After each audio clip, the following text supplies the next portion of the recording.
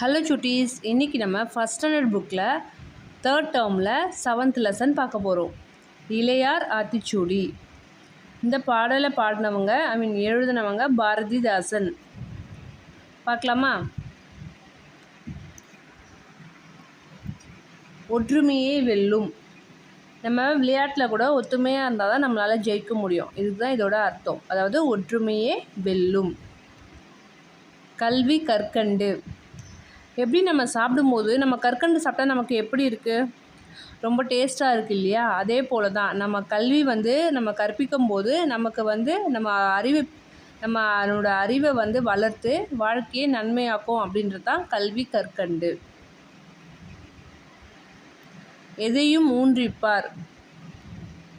எதையும் ஊன்றிப்பார். எதையுமே நம்ம சும்மா மேலோட்டமாக பார்க்காம என்ன இருக்குன்றதை நம்ம கூர்ந்து கவனிக்கணும். அதுதான் எதையும் ஊன்றிப்பார் அப்படின்னு சொல்லியிருக்காங்க.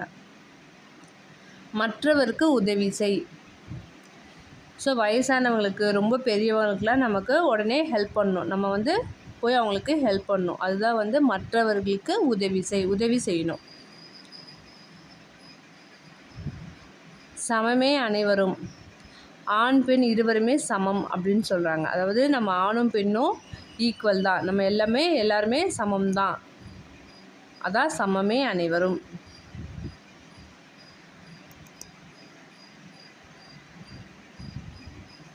வண்டி பார்த்து நட. ரோட்டில் நம்ம போகும்போது எப்படி பார்க்கணும்? 2 பக்கம் வண்டி வருதான்னு பார்த்து தான் நடக்கணும். அதுதான் வண்டி பார்த்து நட. தைப்பொங்கல் இனிது. நம்ம வருஷம் பொங்கல் செலிப்ரேஷன் பண்ணுவோம். எல்லாருக்கும் ஞாபகம் இருக்கும். ஸோ தைப்பொங்கல் இனிது. பூச்செடி வளர்த்திடு. சுட்டீஸ்லாம் சின்ன சின்ன செடிகளை மண்ணில் புதைச்சி வைக்கலாம். செடிகளை குட்டி குட்டி செடிகளாக வளர்க்கலாம். அதுதான் பூச்செடி வளர்த்திடு. வேர்க்க விளையாடு. இப்போ இருக்கிற சுட்டீஸ் எல்லாருமே ஃபோன் தான் அதிகமாக பார்க்குறீங்க. ஸோ நம்ம என்ன பண்ணணும்? நம்ம வேர்வை வர வரைக்கும் நம்ம விளையாடிக்கிட்டே இருக்கணும். அதுதான் வேர்க்க விளையாடு. வெள்ள தமிழ் பயில். வெள்ள தமிழ் பயில். நம்ம தமிழ் நல்லா கற்றுக்கிட்டு அதில் அச்சீவ் பண்ணணும். அதுதான் வெள்ள தமிழ் பயில். இதுக்கான பயிற்சி பார்க்கலாமா? அதாவது ஒருமைப்பன்மை தான் நம்ம பார்க்க போகிறோம். ஒன்றும் பலவும். சரிங்களா? ஃபர்ஸ்ட் ஒன் கௌதாரி. ஒரு கௌதாரி தான் இங்கே இருக்குது. இங்கே 2 கௌதாரி இருக்குது. அப்போது கௌதாரி, கௌதாரிகள். வானொலி, வானொலிகள்.